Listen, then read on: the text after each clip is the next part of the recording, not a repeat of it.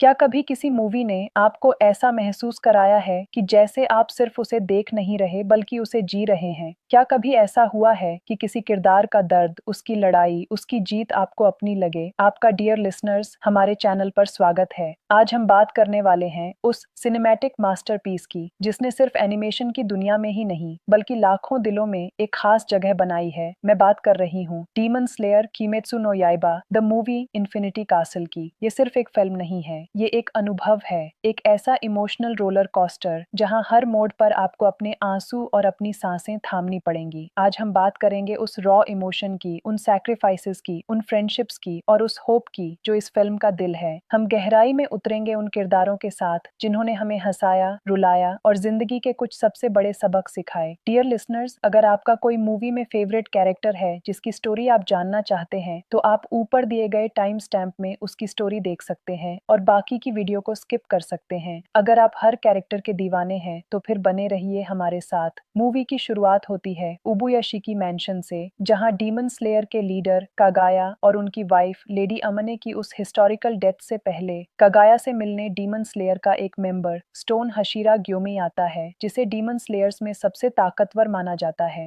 Actual में कागाया एक generational कर्स की वजह से काफी बीमार थे और अब अपनी आखिरी सांसें गिन रहे होते हैं। वो ग्योमाई से कहते हैं एक दिन डीमन किंग मुजान उसे मारने जरूर आएगा, तो उस दिन वो उसे एक ट्रैप की तरह यूज करें ताकि वो उसे मार सके। ग्योमाई कहता है कि वो ऐसा क्यों कह रहे हैं, तो कागाया उसे बताते हैं कि उसे ऐसा लग रहा है कि ऐसा ही होगा क्योंकि उसके दूसरे बच्चे मतलब डीमन स्लेयर्स उसे एक ट्रैप की तरह यूज होने नहीं देंगे, इसलिए वो इस मिशन को उसे दे रहा है। वो कहते हैं अगर वो मुजान का सिर भी काट देगा तो फिर भी वो नहीं मरेगा, उसे सिर्फ एक ही चीज खत्म कर सकती है और वो है सूरज की रोशनी। इसलिए वो अगर मुजान को खत्म करने का इरादा रखता है तो इस जंग को उसे सुबह सूरज की रोशनी होने तक हर हाल में जारी रखना होगा। यह सुनते ही ग्योमेई उसे कहता है कि अगर यही उसकी इच्छा है तो वो ऐसा ही करेगा, जिसके बाद कागाया उसकी बात मानने के लिए ग्योमेई का शुक्रिया करता है और ग्योमेई वहां से निकल जाता है। तभी बैकग्राउंड में कागाया कहता है कि वो दुआ करता है कि आज के बाद उसका कोई भी बच्चा ना मरे। नेक्स्ट सीन में हम डीमन किंग मूजन को देखते हैं, जिसने लेडी टमायो को पकड़ा होता है जो डीमन स्लेयर्स का साथ दे रही है। यहाँ मूजन डीमन स्लेयर तंजीरो को कहता है कि तुम डीमन स्लेयर्स ने ऐसे कैसे सोच लिया कि मुझे इस तरह घेर लोगे, तुम सब सीधा नरक जाने वाले हो क्योंकि आज रात तुम सब मेरे शिकार बनोगे। फिर मूजन कॉरिडोर को ओपन करके तंजीरो को कास्टल के और अंदर फेंक देता है। तंजीरो गिरते हुए उसे कहता है आज नरक हम नहीं बल्कि तुम डीमंस देखोगे, क्योंकि वो उन्हें भागने नहीं देगा। मूजान गुस्से में कहता है अगर तुम में हिम्मत है तो ऐसा करके दिखाना तंजीरो कमाडो। अब इन्फिनिटी कासल में गिरते हुए तंजीरो कहता है कि वो उन सबको हरा देगा और मुजान जरूर मरेगा। फिर हम इन्फिनिटी कैसल में सभी डेमन स्लेयर्स को गिरते हुए देखते हैं। इन्फिनिटी कैसल एक भूल भुलैया है जिसका कोई अंत नहीं है। ये ऐसे बनाई गई है कि इसके अंदर खुद ब खुद कुछ भी नया स्ट्रक्चर बन जाता है, इसलिए इसका नक्शा एक जैसा नहीं रहता। यहाँ पर लकड़ी के कॉरिडोर्स, लॉन्ग हॉल्स और ग्रेविटी तो ऐसी है कि अगर कोई गिरता है तो लंबे समय तक गिरता ही रहता है। देखा जाए तो इन्फिनिटी कास्टल में सूरज की रोशनी नहीं है, जो एक तरह से डीमंस के छुपने की सही जगह है, और यही छुपा है डीमन किंग मूजान, जिसे सभी डीमन स्लेयर्स मारना चाहते हैं। क्यों, ये हम आगे देखेंगे। फिर तंजीरो एक हॉल से टकराने ही वाला होता है कि तभी डीमन स्लेयर गियू उसे बचा लेता है। जब वो दोनों कॉरिडोर में गिरते हैं तभी इन्फिनिटी कास्टल का नक्शा अंदर से बदलने लगता है और डीमंस उनके सामने आकर उन पर अटैक कर देते हैं। लेकिन यहाँ तंजीरो अपनी वाटर ब्रीथिंग टेक्निक से और गियू जो एक वाटर हशीरा है, दोनों मिलकर उन डेमोन्स का डटकर मुकाबला करते हैं और उन्हें हरा देते हैं। जिसके बाद तंजीरो गियू की फाइटिंग स्किल को देखकर उसका फैन हो जाता है। फिर हम देखते हैं स्नेक हाशिरा आइगुरो और लव हाशिरा मित्सुरी को, जिनके पीछे डीमंस है, लेकिन यहाँ इगुरो उनका सामना करता है और उन्हें खत्म कर देता है, जिसके बाद मित्सुरी उससे इम्प्रेस हो जाती है। नेक्स्ट सीन में हम ग्योमेई को देखते हैं जो अपने वेपन से डीमंस को मिट्टी में मिला देता है। उसका साथ देती है मुइचिरो, जो एक मिस्ट हशीरा मीन्स जो फॉग धुंध को कंट्रोल करती है। अब वो आगे जाते हैं तो रास्ते में मुइचिरो ग्योमेई से उनके लीडर कागाया के बारे में पूछती है, तो वो बताता है कि उनके लीडर ने अपने बच्चों के लिए खुद को कुर्बान करने का फैसला कर लिया है, इसलिए अब वो कुछ नहीं कर सकते। फिर मुइचिरो ग्योमी को अपने बचपन के उस टाइम के बारे में बताती है जब डीमंस ने उस पर अटैक कर दिया था और वो अपना मेंटल बैलेंस खो रही थी, लेकिन कगाया सामा ने उसका साथ दिया और उस मुश्किल समय में उसका हौसला बनाए रखा। उस टाइम पर जब दूसरे हशीरा का भी यही हाल था, लेकिन एक फादर की तरह उन्होंने उन सब का अपने बच्चों की तरह ख्याल रखा था। वो कहती है मुजान ने सिर्फ उसके भाई को ही नहीं बल्कि आज उसके फादर को भी उसे छीन लिया है, इसलिए वो उसे छोड़ेगी नहीं, वो उसके टुकड़े करके उसे सीधा नरक में भेजेगी। जिसके जवाब में ग्योमेई कहता है ऐसा ही होगा, हम ऐसा जरूर करेंगे, हम उसे ढूंढकर मार डालेंगे। नेक्स्ट सीन में हम सनेमी को देखते हैं जो एक विंड हशीरा है। वो अपने लीडर कागाया की डेथ के दुख में बैठा होता है कि तभी एक डीमन उस पर अटैक कर देता है, लेकिन वो अपनी तलवार के एक वार से ही उसे मार देता है। फिर और डीमंस आ जाते हैं तो सनेमी दुख में रोते हुए उन सब का सफाया कर देता है। फिर हम देखते हैं टंजीरो के दोस्त और बीस्ट ब्रीदिंग टेक्निक के मालिक इनोस्के को, जो अपने फेस पर एक मास्क लगाकर रखता है। वो अपने रास्ते में आने वाले सभी डीमंस को एक जोश के साथ खत्म कर रहा था। फिर हम देखते हैं जेनिया को, जो अपने बड़े भाई सनेमी की तरह विंड हशीरा है। उसके हाथ में एक राइफल है और वो इस भूल भुलैया को देख हैरान रह जाता है। वो अपनी फ्रेंड नेजुको, बड़े भाई सनेमी और बाकी सबके जिंदा होने की दुआ करता है। फिर हम थंडर ब्रीदिंग टेक्निक के मालिक डीमन स्लेयर जेनित्सु को देखते हैं, जो पहले काफी डरपोक होता था लेकिन अब नहीं है। नेक्स्ट सीन में हम डीमन स्लेयर शिनोबू को देखते हैं, जो एक इंसेक्ट हशीरा है। रात को जब वो कॉरिडोर से गुजरती है तो उसे ब्लड की स्मेल आती है। जब वो दरवाजा ओपन करती है तो आगे का मंजर देखकर चौंक जाती है। वहां अपर रैंक डीमन डोमा उसके साथियों को मारकर खा रहा था। जिसके बाद वो अपनी बड़ी बहन काने को भागकर ढूंढने लगती है, जो उसे खून से लिपटी बाहर कॉरिडोर में पड़ी मिलती है। वो रोते हुए अपनी बहन को अपनी बाहों में लेती है। काने, जो खुद एक डीमन स्लेयर है और फ्लावर हशीरा है, अपनी छोटी बहन शिनोबू को डीमन स्लेयर्स को छोड़कर एक नॉर्मल लाइफ जीने को कहती है, जहां ढेर सारी खुशियां हों, क्योंकि वो जानती है कि उसकी प्यारी बहन ने डीमन स्लेयर बनने के लिए कितनी मेहनत की है। लेकिन अंत में वो मुजान को मारते मारते खुद खत्म हो जाएगी। पर शिनोबू हार मानने से मना कर देती है। वो कहती है कि वो अपनी बहन को अपनी आंखों के सामने मरते देख इस अन्याय के साथ कैसे अकेली एक नॉर्मल लाइफ जी पाएगी, इसलिए वो मुजान को जरूर मारेगी। जिसके बाद उसकी बहन की डेथ हो जाती है, जिसे देख शिनोबू बहुत रोती है। फिर वो डोमा के पास जाती है। वहां एक बच्ची शिनोबू से हेल्प मांगती है। ये देख डोमा उस बच्ची पर अपने फैन से अटैक कर उसे दूर फेंक देता है। तभी शिनोबू उसे राइट टाइम पर आकर कैच कर लेती है, पर फिर अचानक उस बच्ची के सारे शरीर से खून बहने लगता है और वो शिनोबू की बाहों में ही दम तोड़ देती है। जिसे देखकर शिनोबू को डोमा कहता है वो उस बच्ची को वहां ही छोड़ दे, वो उसे बाद में खा लेगा। फिर डोमा शिनोबू से कहता है कि वो इटर्नल पैराडाइज कल्ट का लीडर है, जिसका एक ही गोल है कि अपनी कल्ट के लोगों को सफरिंग से, दुख से मुक्ति देना। जिसे सुनकर शिनोबू कहती है दुख से मुक्ति की बात देखो तो कौन कर रहा है, जिसने उसकी बहन को मारकर उसे बेइंतहा दुख दिया है। उसने तो सबकी खुशी छीनी है। वो बच्ची मदद के लिए चिल्ला रही थी और उसने उसे भी नहीं छोड़ा। डोमा कहता है लेकिन मैंने तो उसे दुख से बचाया है, देखो वो अब पेन में नहीं है, अब उसे दर्द नहीं हो रहा। वो लीडर है, इसलिए वो अपने बिलीवर्स की फीलिंग्स की कदर करता है और उनकी बॉडी का मांस खाकर उन्हें हमेशा के लिए इस जीवन के दुखों से मुक्ति दे देता है। शिनोबू कहती है लगता है तुम पागल हो गए हो, तुम्हारा दिमाग तो ठीक है। डोमा उसे पूछता है मुझे लगता है तुम किसी गहरे दुख में हो। ठीक है, मैं तुम्हारे दुख को, तुम्हारी तकलीफ को सुनता हूँ, मुझे तुम बताओ तुम्हारे साथ क्या हुआ है। शिनोबू कहती है तुम दुख की बात कर रहे हो। अब शिनोबू गुस्से में डोमा पर अटैक कर देती है और फिर उन दोनों के बीच फाइट शुरू हो जाती है। वो दोनों अपनी शक्तियों का प्रयोग करते हैं और एक दूसरे को हराने की कोशिश करते हैं। शिनोबू उस पर एक इंसेक्ट पॉइजन से अटैक करती है, वो भी एक बार नहीं बार बार। पर डोमा इतना पावरफुल डीमन है कि वो हर बार किसी न किसी तरीके से उस पॉइजन अटैक को रोक कर खत्म कर देता है।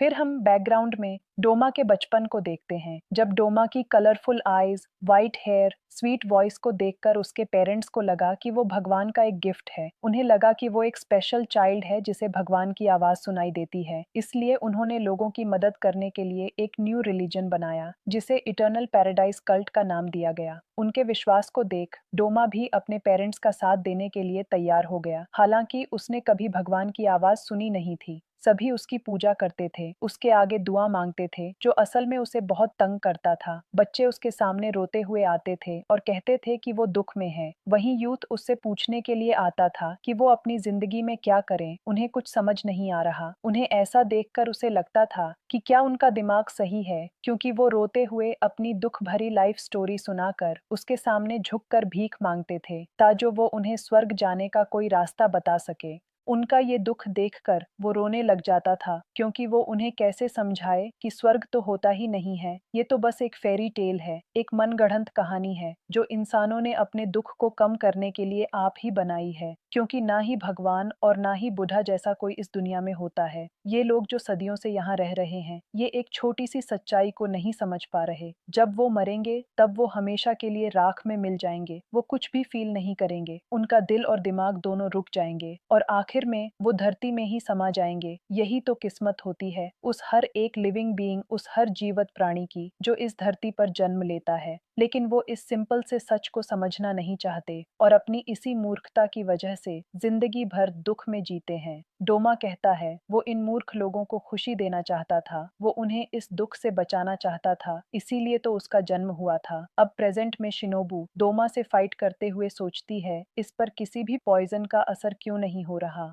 इसके बाद डोमा ब्लड डीमन आर्ट का यूज करके एक पॉइजन रिलीज करता है, जिसे जब शिनोबू इनहेल करती है तो उसकी नाक से खून बहने लगता है, लेकिन वो फिर भी हार नहीं मानती और डोमा पर अटैक करती है। अब डोमा उसके अटैक को रोक लेता है और फिर उस पर एक भयानक वार करता है, जिससे घायल होकर शिनोबू नीचे गिर जाती है और उसकी बॉडी से ब्लड निकलने लगता है, जिसे देख डोमा उस पर हंसते हुए कहता है कि इसमें कोई शक नहीं कि वो उससे हाइट में छोटी है। जिसके बाद फिर जब ब्लड शिनोबू के हाथों पर गिरता है तो वो खुद से पूछती है कि उसके हाथ इतने छोटे क्यों हैं, क्यों वो हाइट में इतनी छोटी रह गई। अगर वो हाइट में थोड़ी सी और बड़ी होती तो क्या वो डीमंस के सर को आसानी से काट कर उन्हें हरा पाती, क्योंकि फाइट में जितनी लंबी आपकी लेग्स और आर्म्स होगी उतने ज्यादा मसल आपकी बॉडी में होंगे, जो एक तरह से आपके लिए फाइट में एक एडवांटेज का काम करते हैं। शिनोबू कहती है कि उसकी सिस्टर कनाए भी तो हाइट में छोटी ही थी, लेकिन वो उससे कहीं ज्यादा स्ट्रांग थी। ग्योमी सामा भी बहुत पावरफुल और स्ट्रांग थे, जब वो मदद के लिए आते थे तब हर किसी को सेफ फील होता था। अब वो अपनी बहन के आखिरी शब्द याद करती है, जब उसने शिनोबू से कहा था कि वो यह सब छोड़कर दूर चली जाए और एक नॉर्मल जिंदगी बिताए। वो रोते हुए सोचती है कि उसकी सिस्टर को कहीं ना कहीं पता था कि डीमंस बहुत पावरफुल हैं और वो इस बैटल में उनसे हार जाएगी। तभी उसकी बहन की स्पिरिट उसके सामने आती है, जो उसे कहती है कि वो अपने इमोशंस को कंट्रोल करे, क्योंकि वो उसे ऐसे हार मानकर रोने के लिए कभी माफ नहीं करेगी। वो शिनोबू को खड़े होने के लिए कहती है, लेकिन शिनोबू कहती है वो खड़ी नहीं हो सकती, क्योंकि उसकी बॉडी बहुत थक गई है, उसका आधा गला कट चुका है और वो सांस नहीं ले पा रही। उसकी बहन कहती है फिर क्या हुआ, stand up insect Hashira, Shinobu Kocho. लेकिन शिनोबू अभी भी दर्द के कारण खड़ी नहीं हो पा रही थी, जिसे देख उसकी बहन कहती है कि एक बार जब तुमने तय कर लिया है कि उसे डीमन को हराना है तो उसे हराना ही है। एक बार जब तुमने तय कर लिया है कि उसे जीतना है तो उसे जीतना ही है, उसे किसी भी कीमत पर जीतना होगा, क्योंकि तुमने ये प्रॉमिस कनाओ और मुझसे किया था। यहाँ कनाओ उनकी एक अडॉप्टेड सिस्टर है जो सबसे छोटी है, लेकिन फिर भी वो दोनों उससे बहुत प्यार करती है। यहाँ शिनोबू के सामने जब कनाओ का चेहरा आता है तो तभी डोमा वहां आ जाता है और कहता है कि माफ करना, वो उसका गला आधा ही काट पाया, उसे जरूर दर्द हो रहा होगा। तभी शिनोबू की सिस्टर उसके पास आकर उसे हौसला देते हुए कहती है डीमन स्लेयर्स काटने का काम अच्छी तरह से करना जानते हैं, इसलिए उसे हर हाल में आगे बढ़कर खड़े होकर उसका सामना करना होगा। और तभी हम देखते हैं शिनोबू इतने दर्द में होते हुए भी अपने पैरों पर खड़ी हो जाती है, जिसे देखकर डोमा भी हैरान रह जाता है। डोमा कहता है क्या तुम सच में एक ह्यूमन हो, क्योंकि उसकी 90% बॉडी जख्मी थी। उसके बॉडी साइज के हिसाब से जितना ब्लड उसका बह चुका है उसे तो अभी तक मर जाना चाहिए था। उसे दर्द में भी इतनी हिम्मत से खड़ा होता देख डोमा शिनोबू से कहता है कि सच में वो एक बहुत ही भयानक पीड़ा में है, एक ऐसी पीड़ा जिसे आम इंसान झेलने के बारे में सोच भी नहीं सकता। इसीलिए उसके दर्द को खत्म करने के लिए वो उसका सर काट देगा और उसे इस दर्द से हमेशा के लिए मुक्त कर देगा। अब शिनोबू डोमा को घूरते हुए सोचती है अगर वो उसकी बॉडी के सबसे नाजुक हिस्से को निशाना बनाए, मतलब कि उसकी गर्दन में पॉइजन डाल दें, तो यहाँ एक चांस है कि वो मर जाए। जाएगा। अब शिनोबू एक घायल शेरनी के जैसे अपनी पूरी पावर का यूज करके डोमा पर इतना पावरफुल अटैक करती है जिसे देख डोमा शॉक हो जाता है।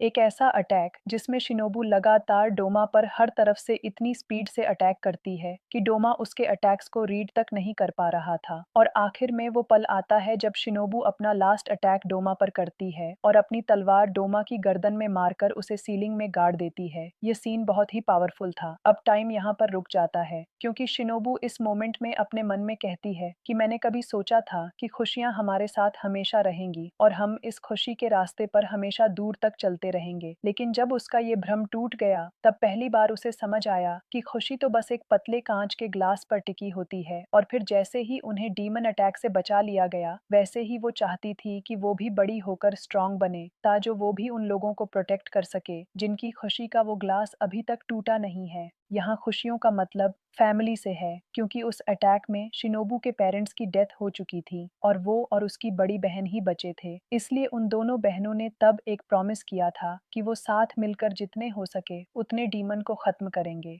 ताजो किसी और को वही सेम दर्द फिर से महसूस ना करना पड़े जैसा उन्होंने किया था। अब सीन प्रेजेंट में आता है जहां शिनोबू सोचती है बेशक उसकी इस स्मॉल साइज बॉडी में इतनी स्ट्रेंथ नहीं है, बेशक वो एक ही बारी में डेमन की गर्दन को नहीं काट सकती, लेकिन अगर वो एक डीमन को भी मार सकी तो वो दर्जन लोगों को बचा सकती है। और अगर वो डोमा जैसे एक अपर रैंक डीमन को मार देगी तो वो हजारों ही लोगों को बचा सकती है। ये इस बारे में नहीं है कि क्या हम ऐसा कर पाएंगे या नहीं, ये इस बारे में है कि हमें ऐसा हर हाल में करना ही होगा। अब अटैक के बाद शिनोबू नीचे गिरते हुए अपने दोस्त तंजीरो के बारे में सोचती है। जब वो दोनों रात को तारों के नीचे बैठकर बातें कर रहे थे, तंजीरो शिनोबू से पूछता है कि क्या वो गुस्से में है, तो जवाब में शिनोबू कहती है, हाँ तंजीरो कुन, मैं गुस्से में हूँ, काफी लंबे समय से। अब प्रेजेंट में शिनोबू सोचती है कि पहले उसके पेरेंट्स को मार दिया गया था, अब उसकी बड़ी बहन को भी मार दिया गया है। यही नहीं, उसकी छोटी बहन कानाओ के दोस्तों को भी मार दिया गया। वो बच्चियां अगर वो आज भी जिंदा होती, अगर उन डीमंस ने उन्हें मारा ना होता तो आज वो अपनी फैमिली के साथ एक खुशहाल जिंदगी जी रही होती। अब प्रेजेंट में शिनोबू गुस्से में फिर से भर जाती है क्योंकि इतने भयानक अटैक के बाद भी डोमा को कुछ नहीं होता और वो फिर से अपनी बॉडी को रिकवर कर लेता है।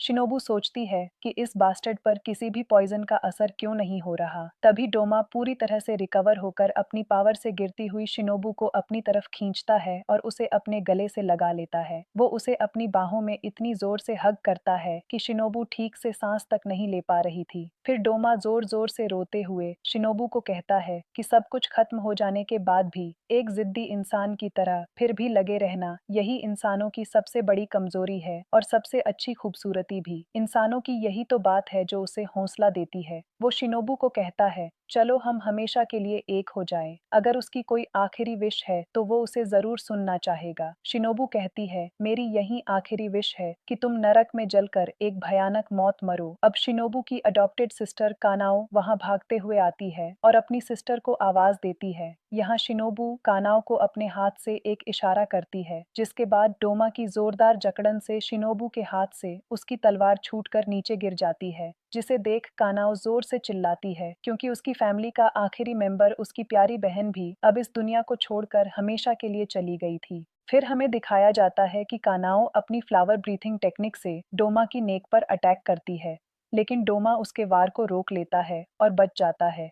फिर वो नीचे आकर शिनोबू को अपनी बाहों में लेकर फ्लोर पर बैठ जाता है और कहता है, उसका अटैक तो लाजवाब था। अब अपनी बहन को ऐसे देख कनाव सोचती है, पता नहीं क्यों पर किसी तरह मुझे लगता था कि जिन लोगों की मुझे परवाह है और जो मेरे लिए जान से भी ज्यादा इंपॉर्टेंट हैं वो कल भी जिंदा रहेंगे। लेकिन आज उसे लगता है कि ये तो बस उसकी एक खाली उम्मीद थी जिस पर कोई यकीन या वादा नहीं किया जा सकता। लेकिन अगर ऐसा ही है तो फिर लोग ऐसी बातों पर विश्वास क्यों कर लेते हैं। अब प्रेजेंट में डोमा कनाव को कहता है कि जब तक वो शिनोबू को अपने अंदर समा रहा है, अपने अंदर अब्सॉर्ब कर रहा है, तब तक कनाव उसके रास्ते में न आए तो बेहतर होगा, जिसे देख कनाव गुस्से से भर जाती है। फिर डोमा उसे पूछता है, कनाव उसके अटैक से बच कैसे गई? क्या शिनोबू ने मरने से पहले साइन लैंग्वेज यूज की थी? क्या उसने उसे उसके पावर सीक्रेट के बारे में इतनी जल्दी बता दिया? फिर जब शिनोबू को पूरी तरह से अब्सॉर्ब करने के बाद उसके बालों में लगी बटरफ्लाई नीचे गिर जाती है तो डोमा उसे उठाकर कहता है, आज की रात तो बहुत खास है क्योंकि एक के बाद एक स्वादिष्ट खाना जो उसके सामने आ रहा है।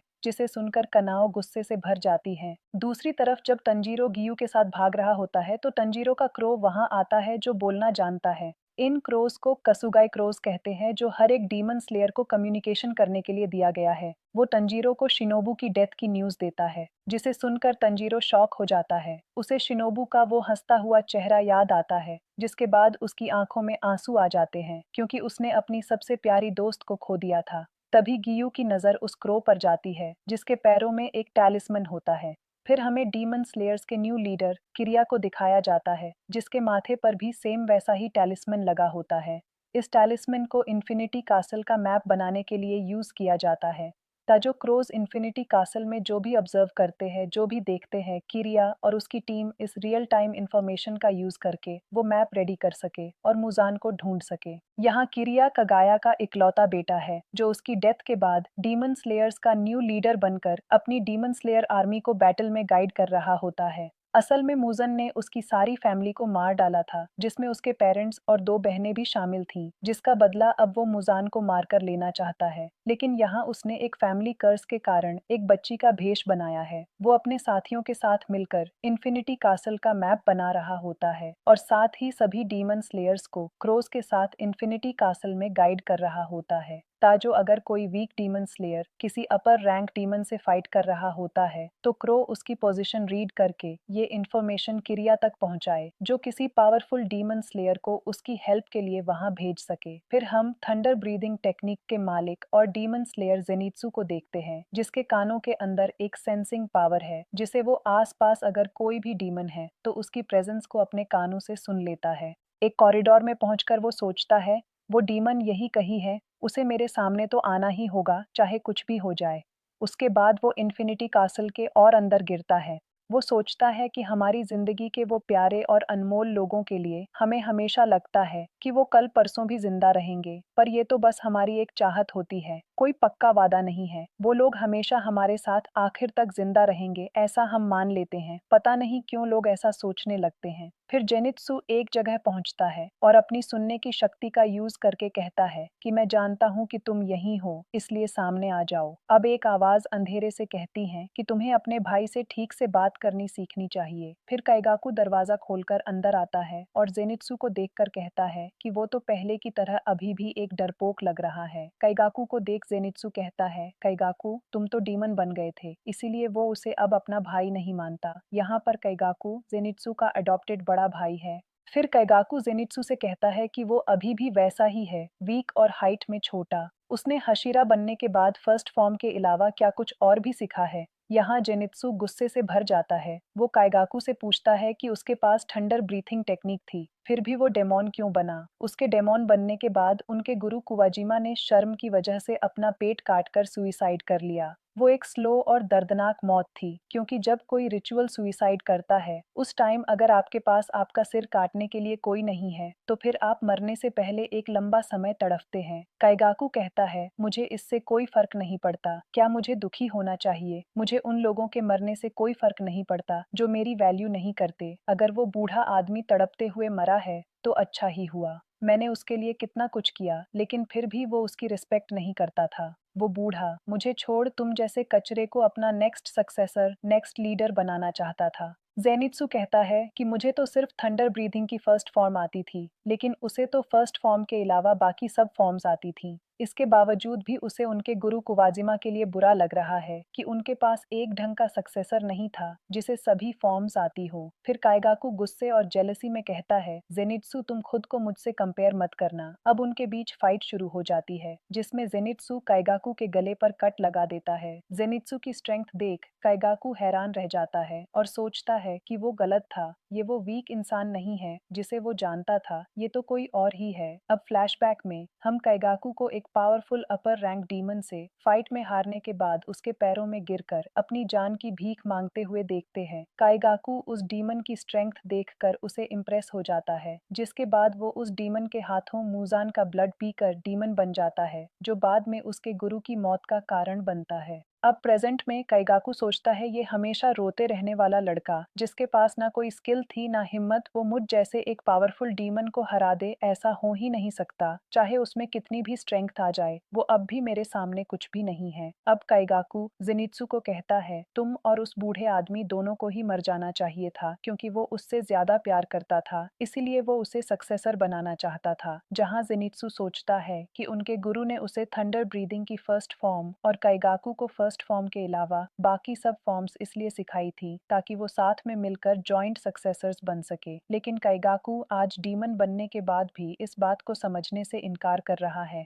अब उनके बीच भयंकर फाइट शुरू हो जाती है, जिसमें जेनित्सु अपनी फर्स्ट फॉर्म से काइगाकू पर अटैक करता है, लेकिन काइगाकू उसके अटैक को रोक अपनी सभी फॉर्म से जेनित्सु पर हर तरफ से अटैक करता है और उसे जख्मी कर देता है। काइगाकू हंसते हुए जेनित्सु से कहता है वो बूढ़ा उसे उस जैसे वीक इंसान को सक्सेसर बनाना चाहता था। जिसके बाद वो जेनित्सु पर सिक्स्थ फॉर्म का यूज करके जब अटैक करता है तो फ्लोर टूट जाता है और जेनित्सु नीचे गिरने लगता है। उसे गिरते हुए देख काइगाकू उसे कहता है उस बूढ़े का जेनित्सु पर विश्वास करना उसकी जिंदगी की सबसे बड़ी गलती थी। अब फ्लैशबैक में जेनित्सु कुछ स्टूडेंट्स को बात करते हुए सुनता है कि थंडर ब्रीदिंग की फर्स्ट फॉर्म बाकी सभी फॉर्म्स की फाउंडेशन है। अगर तुम फर्स्ट फॉर्म यूज करना नहीं जानते, फिर जो भी हो जाए, अगर तुमने बाकी सब फॉर्म्स मास्टर कर भी ली तो तुम फिर भी जीरो ही रहोगे। जेनित्सु सोचता है कि वो हमेशा से जानता था कि काइगाकू उसे नफरत करता है, इसलिए मैं भी उससे नफरत करता था, पर फिर भी मैं उसकी अपनी दिल की गहराइयों से रिस्पेक्ट करता था, क्योंकि वो हमेशा हार्ड वर्क करता था। उनके गुरु कुवाजिमा के लिए काइगाकू बहुत स्पेशल था और उसके लिए भी काइगाकू उसकी जिंदगी का एक खास इंसान था, लेकिन फिर भी इतना सब कुछ उसके लिए कम था।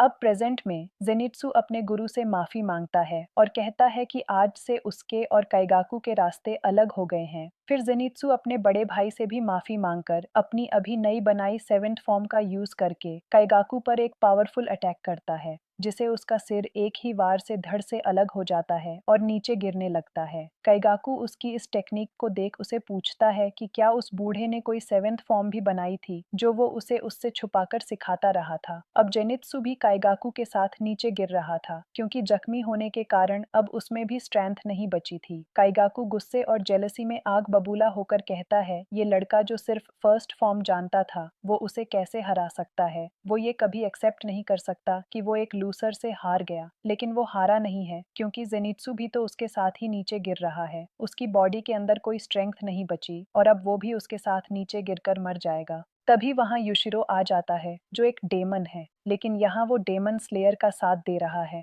असल में युशिरो काफी बीमार था, इसीलिए लंबी जिंदगी जीने के लिए युशिरो लेडी तामायो की हेल्प से डेमन बन गया। युशिरो काइगाकू को कहता है कि जो व्यक्ति कभी दूसरों को कुछ दे नहीं सकता, फिर एक दिन ऐसा आएगा जब वो दूसरों से कुछ भी प्राप्त नहीं कर पाएगा। केवल अपने लिए चाहना अंत में खाक के बराबर है, क्योंकि ऐसा सेल्फिश इंसान खुद कुछ नहीं बन पाता। इसलिए काइगाकू कितना दुखद है यूं अकेले मर जाना। जिसके बाद युशिरो जेनित्सु को कैच कर लेता है और उसे ऊपर ले आता है और वहीं काइगाकू का रास्ते में ही जलकर अंत हो जाता है। फिर जब युशिरो जेनित्सु को लिटाता है तो उसका सबकॉन्शियस माइंड एक फूलों से भरे खेतों में पहुंच जाता है।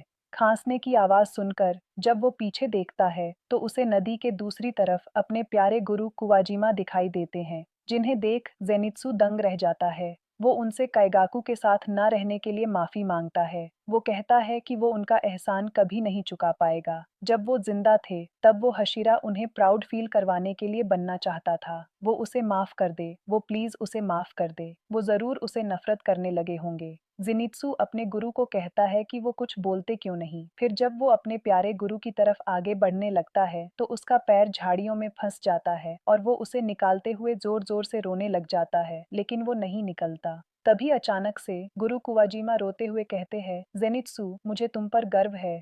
अब प्रेजेंट में युशिरो जेनित्सु को फर्स्ट एड दे रहा होता है और वहीं उसके साथी उन दोनों को डीमन से प्रोटेक्ट करते हुए फाइट कर रहे होते हैं। फिर हम सभी डीमन स्लेयर्स को देखते हैं जो जी जान से इस बैटल में मुजान के खिलाफ फाइट कर रहे होते हैं। अब हम इन्फिनिटी कासल के किंग मुजान को देखते हैं, जिसे लेडी टमायो ने एक स्ट्रॉन्ग पॉइजन दिया होता है। लेडी टमायो एक डीमन डॉक्टर है, लेकिन इस बैटल में वो डीमन स्लेयर्स का साथ दे रही है, क्योंकि मुजान ने उसे धोखे से डीमन बनाया होता है, जिसका बदला लेने के लिए उसने उसे एक ऐसा स्ट्रॉन्ग पॉइजन दिया है जिससे मुजान अपनी ह्यूमन ह्यूमन फॉर्म में आकर बहुत जल्दी बूढ़ा हो जाएगा, जिससे उसकी पावर्स इतनी कम हो जाएगी कि उसकी बॉडी का मामूली सा जख्म भी जल्दी ठीक नहीं होगा। जब मूजान को इस पॉइजन का पता लगा तो उसने लेडी टमायो को सजा देने के लिए उसे अपने अंदर अब्जॉर्ब करना शुरू कर दिया। फिर क्रोज की हेल्प से किरिया मैप बनाते हुए सोच रहा होता है कि अगर मुजान मर जाए तो बाकी के डीमंस भी मर जाएंगे, और अगर डीमंस फाइट कर रहे हैं तो इसका मतलब मुजान अभी भी जिंदा है।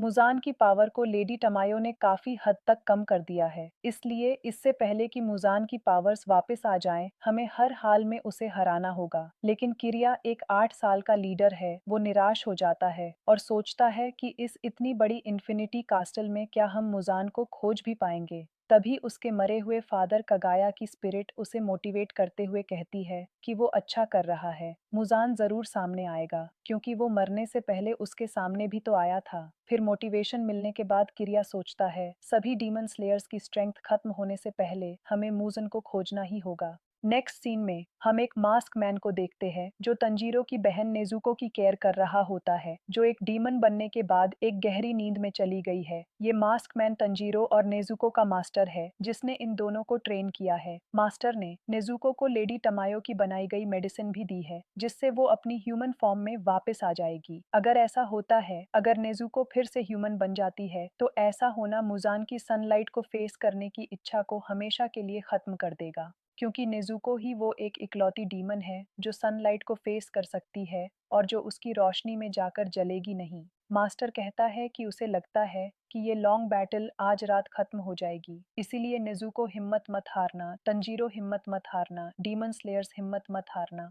फिर तंजीरो का सामना होता है अपर रैंक डेमन अकाजा से, जिसे वीक इंसानों से नफरत है। वो तंजीरो पर अटैक करता है, लेकिन तंजीरो उसके अटैक को अपनी सन ब्रीदिंग टेक्निक से रोकते हुए अकाजा के फेस पर एक कट लगा देता है, जिसे देख दूर खड़ा वाटर हशीरा गियू इम्प्रेस हो जाता है। लेकिन अकाजा अपने फेस को फिर से ठीक कर लेता है। अब वो तंजीरो पर एक पावरफुल अटैक करने लगता है, लेकिन गियू उसके अटैक को रोक देता है। फिर अकाजा और गियू के बीच एक इंटेंस फाइट शुरू हो जाती है। गियू उसे भयानक टक्कर देता है, लेकिन अकाजा उस पर फ्लाइंग टेक्निक का यूज करके गियू को बहुत दूर फेंक देता है। फिर जब तंजीरो अकाजा पर अटैक करता है तो अकाजा तंजीरो की फाइटिंग स्किल्स से इम्प्रेस होकर कहता है कि वो अब पहले जैसा वीक इंसान नहीं रहा। उसकी इन बेहतरीन स्किल्स को देख उसे उसके दोस्त क्योजुरो पर तरस आ रहा है, जो उसके हाथों मारा जा चुका है। ये सुनकर तंजीरो शॉक हो जाता है और गुस्से में अकाजा को पूछता है कि इसीलिए उसे वीक इंसान अच्छे नहीं लगते। तंजीरो कहता है कि उसका यहाँ होना इस बात का प्रूफ है कि हर कोई वीक ही पैदा होता है। हम किसी की हेल्प के बिना इस दुनिया में सरवाइव नहीं कर सकते। तुम भी वैसे ही थे अकाजा, तुम्हें शायद याद नहीं होगा, लेकिन तुम्हें भी किसी ने प्रोटेक्ट किया था, तुम्हारी भी किसी ने हेल्प की थी, इसीलिए तुम आज जिंदा हो। स्ट्रॉन्ग वीक को प्रोटेक्ट करता है, उसकी हेल्प करता है, फिर वीक स्ट्रॉन्ग बनता है और फिर वो अपने से वीक को प्रोटेक्ट करता है, उनकी हेल्प करता है। तभी एक हाथ अकाजा के शोल्डर पर आता है। वो स्पिरिट उससे कहती है कि उसे खुद को दूसरों से कंपेयर नहीं करना चाहिए, क्योंकि उसका सबसे बड़ा कॉम्पिटिटर वो खुद है। मायने ये रखता है कि हम कल से कितना ज्यादा स्ट्रांग बने हैं, और अगर तुम लगे रहे तो आने वाले 10 से 20 सालों में तुम महान बन जाओगे और फिर रिटर्न में तुम दूसरों की हेल्प करोगे। जिसके बाद अकाजा गुस्से में उस स्पिरिट को अपने एक पंच से भगा देता है। अब वो तंजीरो पर अटैक करता है। वो अकाजा की अटैक स्पीड से बहुत प्रभावित होता है, जो इतनी फास्ट होती है कि तंजीरो चाह कर भी उन्हें रीड नहीं कर पा रहा था। तंजीरो सोचता है कि कुछ तो होगा ऐसा जो वो भूल रहा है। फिर एक अटैक में अकाजा तंजीरो की तलवार पकड़ लेता है। तंजीरो हाइट में अकाजा से छोटा है, लेकिन फिर भी वो हार नहीं मानता और अपनी तलवार को पकड़े रहता है। फाइनली वहां गियू आकर अकाजा के हाथ को काट देता है, जिससे तलवार तंजीरो को मिल जाती है। लेकिन अकाजा अपना हाथ फिर से वापस ले आता है। गियू सोचता है कि बहुत सालों बाद उसे अपनी टक्कर का कोई मिला है, इसने तो मेरी सालों से बंद सेंसेस को ओपन कर दिया है।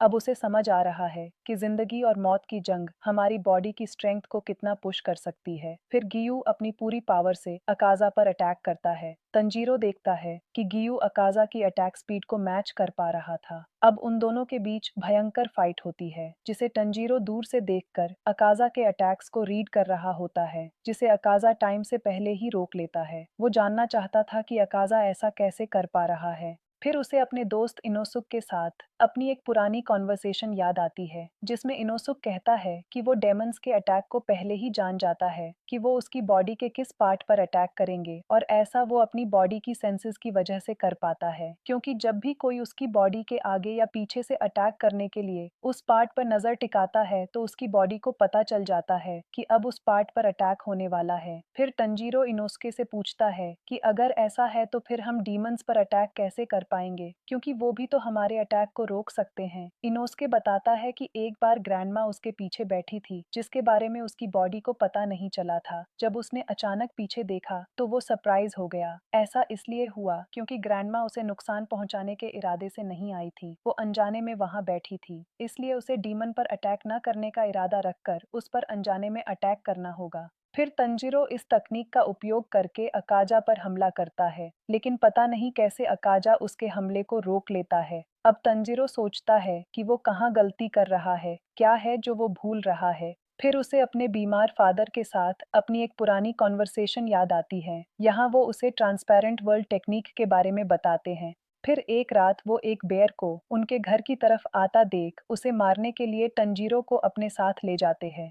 उसके फादर पहले बेयर को वार्निंग देते हैं कि वो वहां से चला जाए और उसकी फैमिली को नुकसान ना पहुंचाए, लेकिन जब वो नहीं जाता तो फादर अपनी कुल्हाड़ी के एक वार से ही उसका सिर धड़ से अलग कर देते हैं, जिसे देख तंजीरो शॉक हो जाता है क्योंकि इतने बड़े बेयर को उसके फादर ने एक छोटी सी कुल्हाड़ी से मार गिराया था। उसके फादर ने बताया कि फाइट में उसे अपनी मूवमेंट्स के साथ साथ अपनी ब्रीदिंग पर भी कंट्रोल करना होगा। यही कारण था कि उस बेयर को मारने से पहले और बाद में उसके फादर की ब्रीदिंग में कोई तब्दीली नहीं आई थी। कोई डर नहीं, कोई हेजिटेशन नहीं, कोई मारने का इरादा नहीं। इसी को तो ट्रांसपेरेंट वर्ल्ड टेक्निक कहा जाता है, जो उसके फादर ग्रैंडफादर सब ने सीखी थी और आज उसने भी ट्रांसपेरेंट वर्ल्ड को देखने की टेक्निक सीख ली थी। इस टेक्निक से वो डीमन पर अटैक तो कर ही सकेगा, साथ ही डीमन के अटैक को टाइम से पहले ही जान भी जाएगा। अब अकाजा फाइट के दौरान गियू की तलवार के दो टुकड़े कर देता है और एक पावरफुल पंच गियू को मारने लगता है, लेकिन तभी तंजीरो ट्रांसपेरेंट वर्ल्ड टेक्निक का यूज करके अकाजा का हाथ काट देता है, जिसे देख अकाजा और गियू दोनों हैरान हो जाते हैं क्योंकि उसकी इस पावरफुल स्किल को देख वो समझ जाते हैं कि ये वो पहले जैसा वीक तंजीरो नहीं है। अब गुस्से में अकाजा तंजीरो पर अटैक करने ही लगता है कि तभी गियू बीच में आ जाता है, जिसके बाद अकाजा उन दोनों पर फुल स्पीड से लगातार पावरफुल अटैक्स करता है। उन अटैक्स की स्पीड इतनी ज्यादा होती है कि गियू जैसा महान तलवारबाज भी उन्हें रीड नहीं कर पाता और जख्मी हो जाता है, लेकिन वहीं तंजीरो ट्रांसपेरेंट वर्ल्ड टेक्निक से इन अटैक को रीड कर लेता है। ये अटैक्स इतने पावरफुल होते हैं कि आसपास के इन्फिनिटी कास्टल के सभी कॉरिडोर्स तक टूट जाते हैं। फिर गियू को अभी भी जिंदा देख अकाजा उसे कहता है कि अगर वो क्योजुरो और तंजीरो की तरह नहीं मरना चाहता तो डीमन बन जाए। यहाँ अकाजा को लगता है कि इस पावरफुल अटैक में तंजीरो मर गया होगा, जो सच नहीं होता। तंजीरो जिंदा होता है और अकाजा के पीछे उस पर अटैक करने वाला होता है। गियू तंजीरो को देख लेता है और सोचता है कि अकाजा को अभी तक तंजीरो का उसके पीछे होने के बारे में पता क्यों नहीं चला। वो सोचता है कि तंजीरो को अकाजा की गर्दन पर वार करना चाहिए। तभी तंजीरो अकाजा के पीछे से चिल्लाकर उसे कहता है कि अब वो उसकी गर्दन काटेगा, जिसके बाद अकाजा उस पर अटैक करता है, लेकिन तंजीरो बच जाता है। वहीं गियू ये सोचकर हैरान हो जाता है कि तंजीरो को उसकी नेक्स्ट मूव के सोचने के बारे में, मतलब अकाजा की गर्दन को काटने के बारे में कैसे पता चला। उधर अकाजा हैरान होता है कि तंजीरो इतने पावरफुल अटैक के बाद जिंदा कैसे है। असल में अकाजा बैटल में एक कंपास यूज करता है जो उसके दुश्मन की बॉडी की सेंसेस को समझकर आने वाले अटैक्स को जानने में उसकी मदद करती है कि अटैक किस तरफ से होगा। लेकिन आज तंजीरो के मामले में उसकी कंपास काम नहीं कर रही थी क्योंकि तंजीरो ने अपनी सभी सेंसेस, खासकर ब्रीदिंग सेंस को ट्रांसपेरेंट वर्ल्ड टेक्निक का यूज करके कंट्रोल कर लिया था,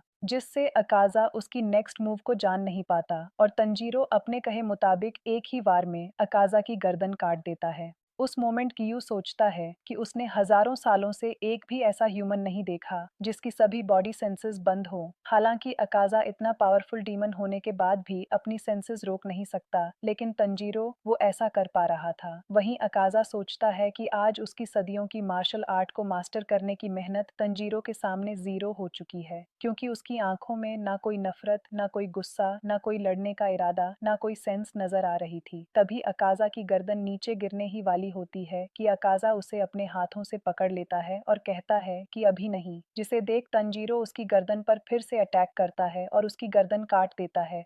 उस मोमेंट जब अकाज़ा का सिर नीचे गिर रहा होता है, वो सोचता है कि ये उसका एंड नहीं हो सकता।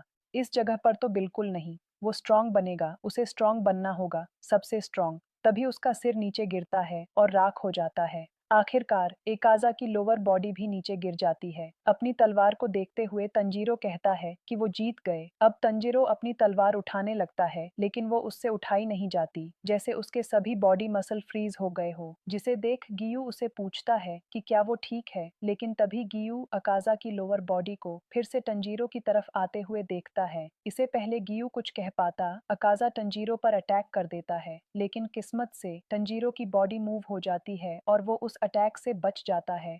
अब तंजीरो और गियू हैरान रह जाते हैं, ये देखकर कि अकाज़ा का सिर फिर से वापस आ रहा होता है। फिर तंजीरो पर अकाज़ा एक पावरफुल अटैक करता है, जिसके बाद तंजीरो बुरी तरह घायल हो जाता है। जिसे देख गियू अकाज़ा पर लगातार पावरफुल अटैक्स करता है, लेकिन अकाज़ा बिना सिर के भी उन अटैक्स से बच जाता है। इस दौरान गियू अपनी सुनने की सेंस खो देता है। अकाज़ा को लगता है कि गियू मर गया होगा, इसीलिए वो तंजीरो की तरफ चलने लगता है। जिसे देख गियू अकाज़ा को कहता है कि वो अभी भी जिंदा है, इसलिए अगर उसे तंजीरो को मारना है तो पहले उसे हराना होगा। फिर जब वो गियू की तरफ बढ़ने लगता है तो उसके सिर के साथ उसकी ह्यूमन मेमोरीज भी वापस आने लगती है, जो डीमन बनने के बाद चली गई थी।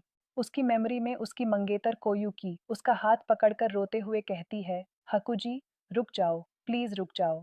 यहाँ हाकुजी अकाज़ा का ह्यूमन नेम है। अब अकाज़ा कोयुकी को उसका हाथ छोड़ने को कहता है और कोयुकी से पूछता है कि वो कौन है, जिसके जवाब में कोयुकी रोते हुए कहती है कि वो ये सब रोक दे, वो उन लोगों को जाने दे। लेकिन अकाज़ा कहता है कि वो ऐसा कभी नहीं करेगा, उसे उन लोगों को मारना ही होगा। कोयुकी पूछती है कि उसे ऐसा क्यों करना होगा। अकाज़ा कहता है उसे स्ट्रांग बनना है, इसलिए जो भी उसके रास्ते में आएगा वो उसे मार डालेगा। कोयुकी रोते हुए पूछती है क्यों, उसे क्यों स्ट्रांग बनना है। अकाज़ा कहता है उसे स्ट्रांग बनना है ताकि वो अपने फादर के लिए दवाई ला सके।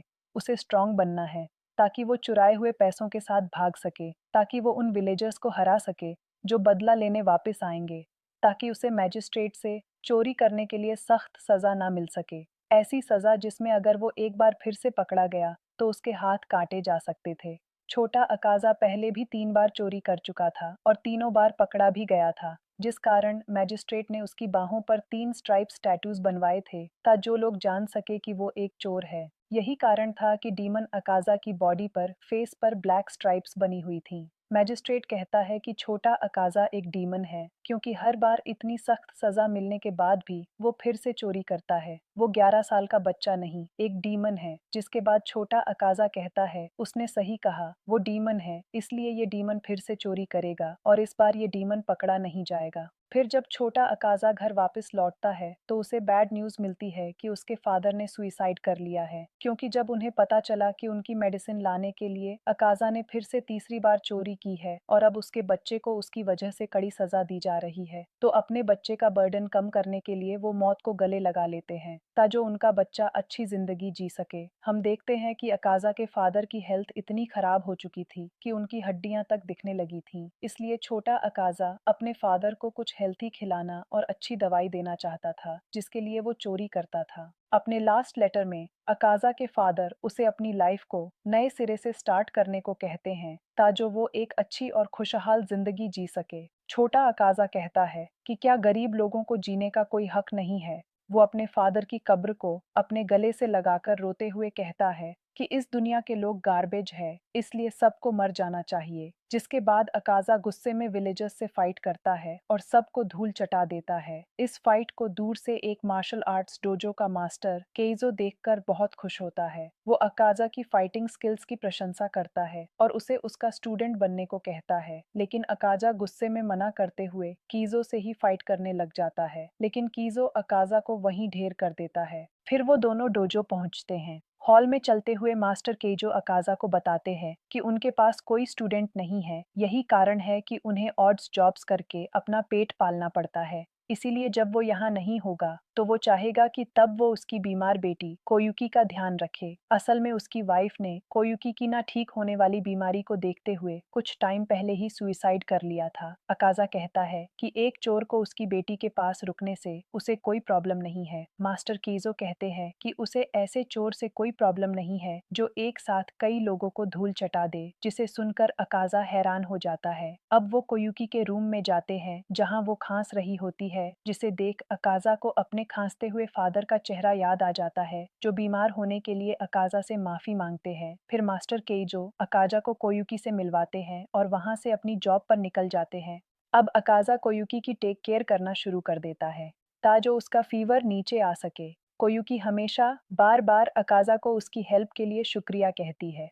अकाजा सोचता है कि बीमार लोग हमेशा माफी क्यों मांगते रहते हैं, जैसे कि माफ करना बीमार होने के लिए, माफ करना ऊंची आवाज में खांसने के लिए, माफ करना वो अच्छे से काम नहीं कर सकता। अगर वो ठीक से सांस ले पाते तो जरूर लेते। असल में सबसे ज्यादा दुख और तकलीफ तो वो सह रहे हैं। अकाजा कहता है कि कोयुकी बहुत वीक थी, उसे उसके लिए सारी रात जागना पड़ता था, उसके बैंडेजेस चेंज करने होते थे, उसे पानी देने उसे डॉक्टर तक अपनी बैग पर कैरी करके ले जाना होता था। उसने अपने बीमार फादर की केयर की थी, इसलिए ये उसके लिए आसान था। फिर कोयुकी कहती है कि आज रात फायरवर्क्स होने वाली है, इसलिए वो उसकी परवाह किए बिना उन्हें देखने जरूर जाए। अकाजा कहता है कि वो दोनों फायरवर्क्स देखने साथ में चल सकते हैं, अगर उसका फीवर आज रात तक कुछ नीचे आ गया तो, और अगर नहीं भी आया तो हम अगले साल या फिर उससे अगले साल फायरवर्क्स देखने चलेंगे, तुम तब उन्हें देख लेना। जिसे सुनने के बाद कोयुकी जोर जोर से रोने लग जाती है। फिर हम अकाजा को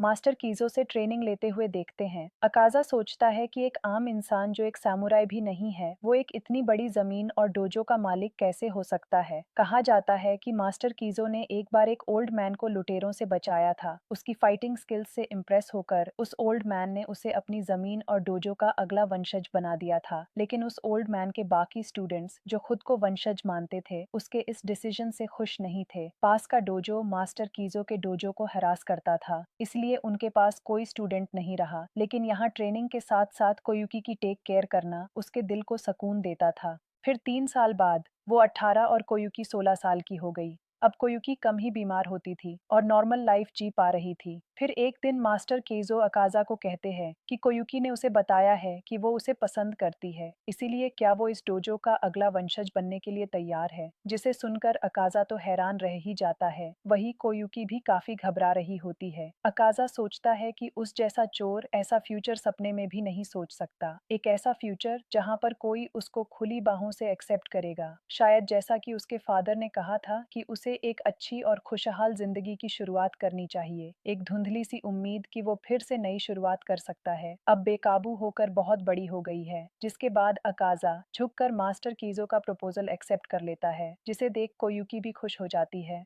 अकाजा कहता है कि उस टाइम पर उसने सपने में भी नहीं सोचा था कि ये दो लोग जिन्हें प्रोटेक्ट करने के लिए वो अपनी जान तक दे सकता था, उन्हें बेरहमी से मार दिया जाएगा। वो अपनी एंगेजमेंट की खबर सुनाने अपने फादर की कब्र पर जाता है। जब वो शाम को डोजो वापस पहुंचता है, उस टाइम कुछ सुनने से पहले ही उसका दिल बैठा जा रहा था। उसे कहीं ना कहीं लग रहा था कि कुछ बहुत बुरा हो गया है, और वही हुआ। दूसरे डोजो ने उनके डोजो के वेल के पानी में पॉइजन मिला दिया था। वो जानते थे कि वो उसे और मास्टर केजो को फाइट में हरा नहीं पाएंगे, इसलिए उन्होंने ये भयानक रास्ता अपनाया जिसमें उसने अपनी प्यारी मंगेतर कोयुकी को भी हमेशा के लिए खो दिया था। अकाजा कहता है कि जब भी उसका कोई खास, उसका कोई जान से प्यारा किसी मुसीबत में होता है, तब वो वहां मौजूद नहीं होता। अब फ्लैशबैक में हम देखते हैं कि रात के टाइम चलते हुए अकाजा को कोयुकी कहती है कि क्या उसे याद है जब वो छोटे थे तो उन्होंने कहा था कि वो साथ में फायरवर्क्स देखने चलेंगे। अकाजा कहता है, हाँ मुझे याद है। कोयुकी बताती है कि उसके साथ की गई उन बातों ने उसे बहुत खुशी दी थी। जैसे उसने कहा था कि अगर वो इस साल फायरवर्क्स देखने नहीं जा पाए तो अगले साल या फिर उसके अगले साल चले जाएंगे। वो एक ऐसे फ्यूचर के बारे में सोच भी नहीं सकती थी जिसमें वो अगले साल या उससे अगले साल तक जिंदा रह सकती थी। उसकी माँ भी वैसी ही थी, इसीलिए उन्होंने सुइसाइड कर लिया, क्योंकि वो उसे मरते हुए नहीं देखना चाहती थी। वो कहीं ना कहीं जानती थी कि उसके फादर की उम्मीद भी टूट रही थी। वो बहुत वीक थी, लेकिन तुम मेरा फ्यूचर देख सकते थे। तुम अगले साल और उससे अगले साल के बारे में ऐसे नॉर्मली बात करते थे जैसे कि उसका ठीक होना एक आम बात हो, जो होनी ही है। जिससे उसे बहुत खुशी मिलती थी। फिर कोयुकी अकाज़ा का हाथ थामकर उसे कहती है कि क्या वो उससे शादी करना चाहेगा। ये सुनकर अकाज़ा की आंखें भर आती है। वो कोयुकी का दूसरा हाथ थामकर कोयुकी के प्रपोजल को एक्सेप्ट कर लेता है और तभी फायरवर्क्स स्टार्ट हो जाती है। अकाज़ा क्यूकी से प्रॉमिस करता है कि वो जिंदगी भर उसको प्रोटेक्ट करेगा, जिसे सुनकर कोयुकी बहुत खुश हो जाती है। अब अकाज़ा बदला लेने पास के डोजो में जाता है और 60 से ज्यादा स्टूडेंट्स को इतनी बेरहमी से मारता है कि उनके बॉडी पार्ट्स तक अलग हो जाते हैं, जिसे देख मैजिस्ट्रेट उसे तुरंत पकड़ने का ऑर्डर देता है।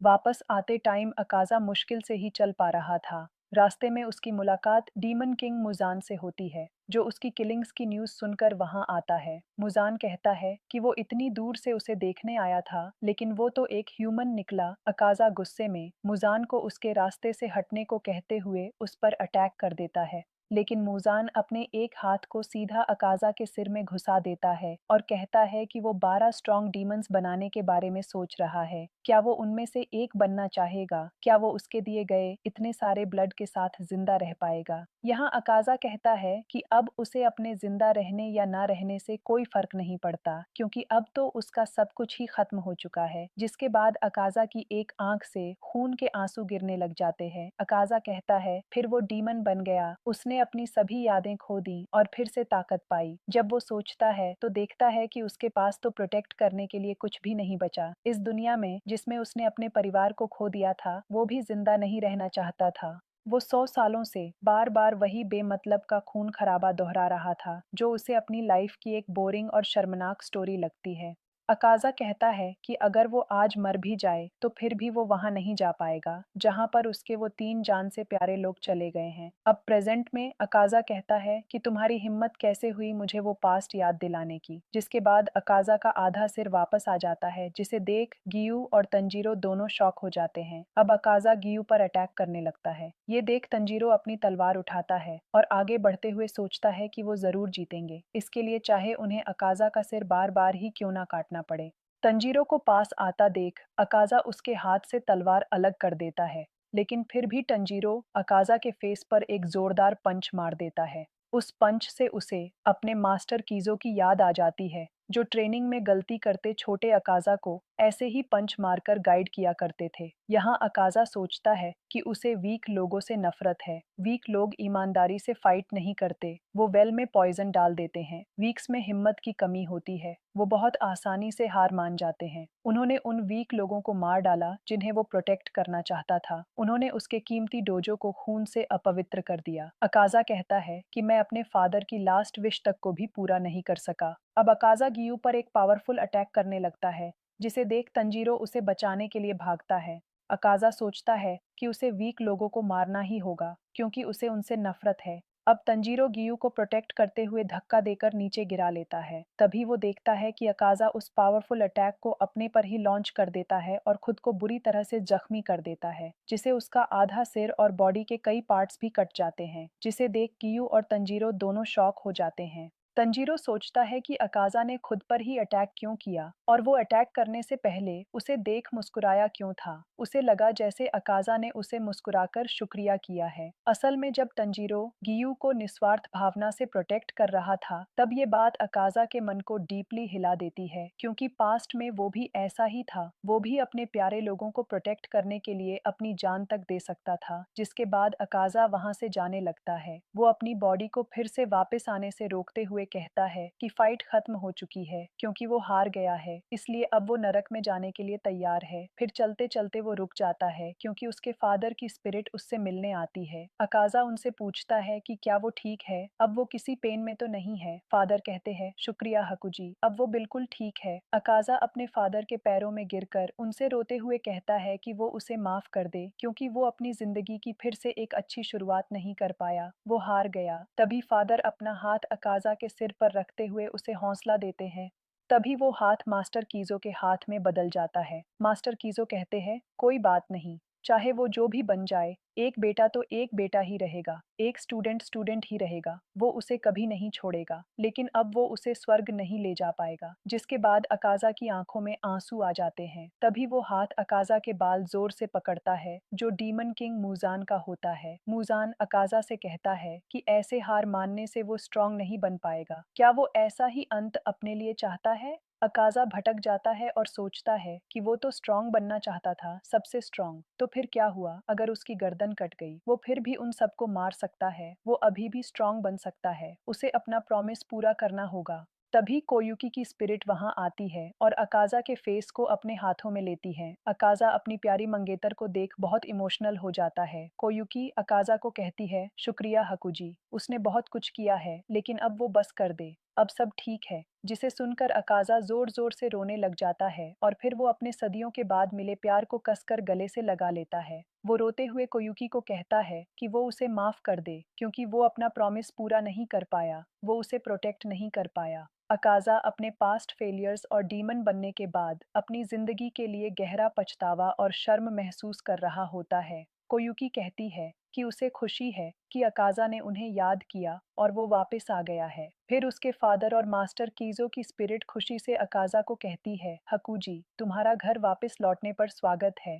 जिसके बाद हम अकाजा को सेम पोज में अपने पुराने डोजो में देखते हैं। यहाँ अकाजा अपनी प्यारी कोयुकी को कहता है, मैं अपने घर वापस लौट आया हूँ। वही कोयुकी रोते हुए अकाजा को कहती है, मेरी जान, तुम्हारा घर में स्वागत है। जिसके बाद अकाजा की बॉडी धीरे धीरे राख बनने लग जाती है और अंत में वो अपनी प्यारी कोयुकी की बाहों में आखिरी सांसें लेते हुए इस दुनिया को हमेशा के लिए अलविदा कह देता है। इस सीन को तंजीरो और गियू दूर से देखकर चौंक जाते हैं। तंजीरो राहत की गहरी सांस भरते हुए कहता है, वो चला गया, अब सब खत्म हो गया है। फिर तंजीरो जैसे तैसे बहुत मुश्किल से उठता है और गियू से कहता है, जल्दी चलो, हमें लेडी तामायो को बचाने जाना है। लेकिन इससे पहले तंजीरो एक कदम आगे चलता उसे सब धुंधला नजर आने लगता है और फिर वो धड़ाम से नीचे गिर जाता है। जिसे देख गियू उसके पास उसकी हेल्प करने आने लगता है, लेकिन वो भी चल नहीं पाता और घुटनों के बल नीचे गिरकर अपनी तलवार के सहारे उसी पोज में बैठ जाता है। फिर वही बोलने वाले क्रोज वहां आते हैं और गियू और तंजीरो की इंटेंस बैटल की न्यूज लीडर किरिया और बाकी डीमन स्लेयर्स तक पहुंचाते हैं।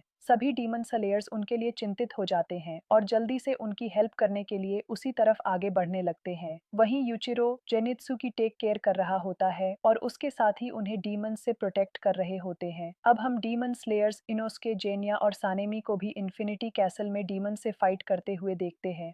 अब बाकी डीमंस के साथ साथ डोमा को भी अकाजा की डेथ के बारे में पता चल जाता है, लेकिन वो इसको भी हंसकर टाल देता है। फिर वो कनाव से पूछता है, तो हम कहाँ थे? हाँ, तुम मुझे बताओ, तुम्हारा नाम क्या है? फिर हम लीडर कीरिया और उसकी टीम को क्रोज की हेल्प से इन्फिनिटी कैसल का मैप बनाते हुए और मुजान को खोजते हुए देखते हैं, लेकिन उन्हें अभी तक उसकी लोकेशन पता नहीं चली थी, जिसकी वजह से लीडर कीरिया हिम्मत हारने लगती है। लेकिन फिर वो हिम्मत जुटाते हुए कहती है कि उसके क्रोज मुजान को जरूर खोज निकालेंगे, चाहे इसके लिए उन्हें इस कैसल को राख क्यों ना करना पड़े। फिर जब कैसल में सनसाइड की तरफ एक न्यू स्ट्रक्चर बनता है, तो लीडर किरिया क्रोस को तंजीरो की बहन नेजुको के पास जाने का ऑर्डर देती है। अब मूजान कहता है कि तुम मुझ तक कभी नहीं पहुंच पाओगे। डीमन स्लेयर्स को बेशक उसके अपर रैंक डीमंस को हराकर बहुत अच्छा फील हो रहा होगा, लेकिन जब तक तुम मुझे नहीं हराओगे, ये सब करना बेकार है। तुम सब मेरा फेस देखे बिना ही मरोगे। मैं तुम मूर्ख और बेकार डीमन स्लेयर्स को पछताने पर मजबूर कर दूंगा। तुम तड़पोगे, पीड़ा में जलोगे और फिर तुम्हारा डीमन स्लेयर टैलेंट उसे ना खोज पाने की वजह से कलंकित हो जाएगा।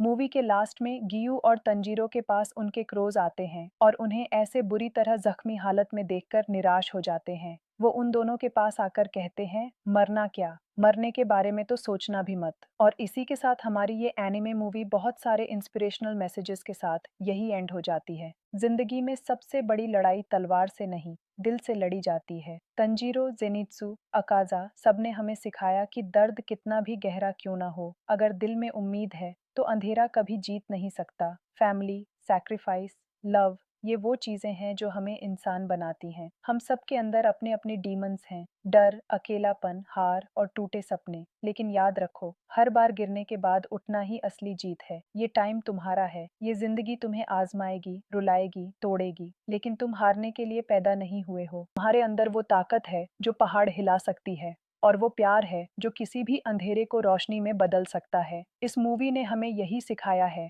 कि चाहे हालात कितने भी मुश्किल क्यों न हो, अगर दिल जिंदा है तो उम्मीद भी जिंदा है, और अगर उम्मीद जिंदा है तो जीत पक्की है। तो आज से खुद से एक वादा करो कि हार मानोगे नहीं, कि रोके जाने पर भी रुकोगे नहीं, और जब तक सांस चलती है अपने सपनों के लिए, अपने प्यार के लिए, अपनी कहानी के लिए लड़ते रहोगे। क्योंकि याद रखना, तुम सिर्फ एक इंसान नहीं हो, तुम खुद एक डेमन स्लेयर हो। आज के लिए इतना ही, my dear listeners. Till then, good bye.